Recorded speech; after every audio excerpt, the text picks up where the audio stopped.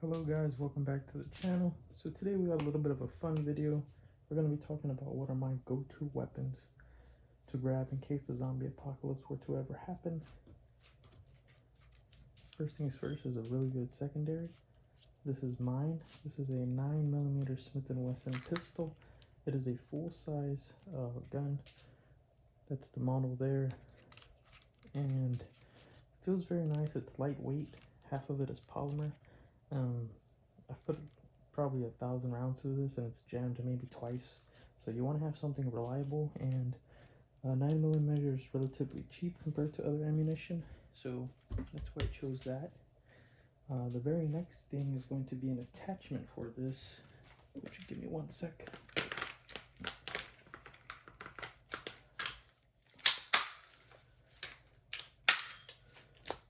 So now I just put this 9mm pistol inside of a little chassis system. And it's really cool because it allows you to attach other things like flashlights, red dots, extra magazine holder, and then it even folds down so it can be more compact. Very cool. That's called the MCK Micro Conversion Kit. They make it for a bunch of different pistols. So that's my secondary right there.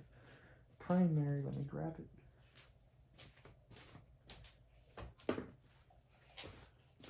This is my primary. So this is just an AR-15 with a 10.5-inch barrel. I have an ACOG up top, sorry. A CQR grip down below, a flashlight, 30-round magazines. I also have a detachable bipod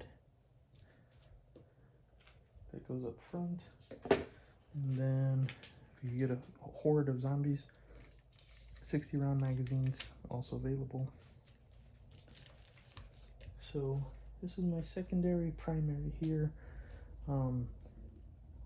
My intention would be to use the 9mm on the actual zombies, as there's only like 1 or 2 of them, and then I would save this ammunition, the 5.56, for people, you know, somebody else who might have weapons and they're trying to take what's yours, or you know, this is more of a firefight right here. The zombies are just, you know, in my opinion, I don't think they're going to be that hard to stop.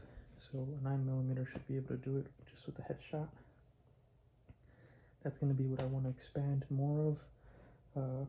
This is also cheaper to load up on ammo. So that's my cheap round. This is my high power round right here. And then I have another like bonus weapon. Let me grab it.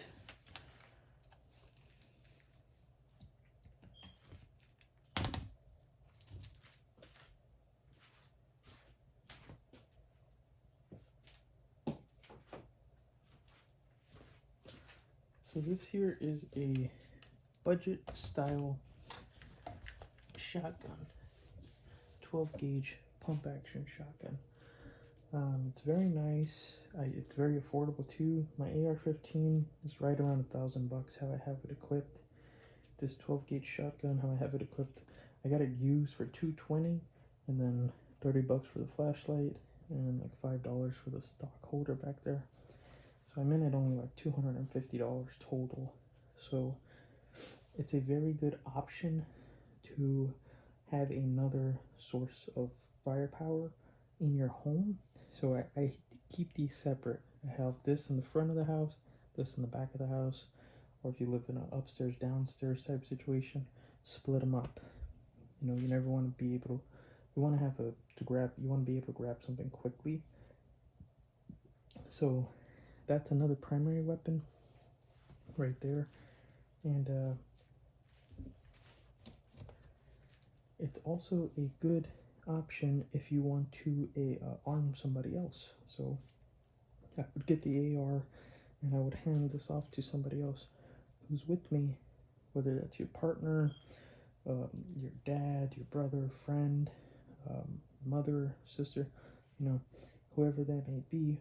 It's somebody else that you can arm, say, hey, you know, hold this, you know. So, and you can do it really cheap. It's $1,000 versus 250. You know, so if you can't afford this yet, go for that, because should be in everybody's budget. You know, a good pump action shotgun can never go wrong with. Very important ammo, go with buckshot. That's my choice. It's loaded with birdshot right now because I'm gonna go to the range and practice with that. But for self-defense purposes or actually stopping like a zombie, I wouldn't go anything less than buckshot. And then one more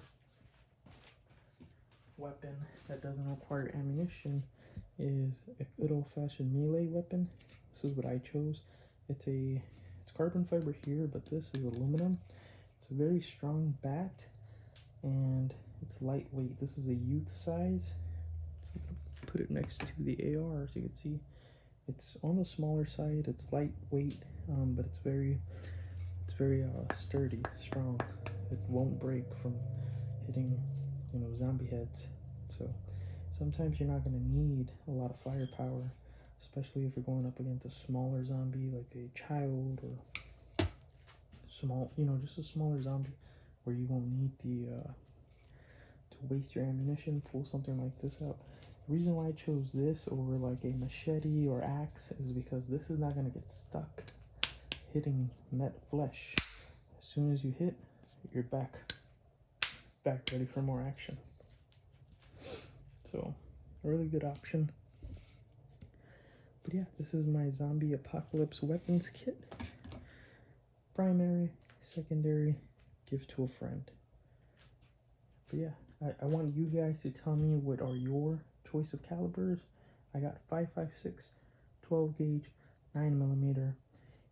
Give me your 2 or 3 calibers in the comments and what type of weapons they are. Like, you know, whether it's a sniper rifle or, you know, a 44 Magnum revolver. You know, give me your type of your what you would pack in your duffel bag. Thanks for watching, guys.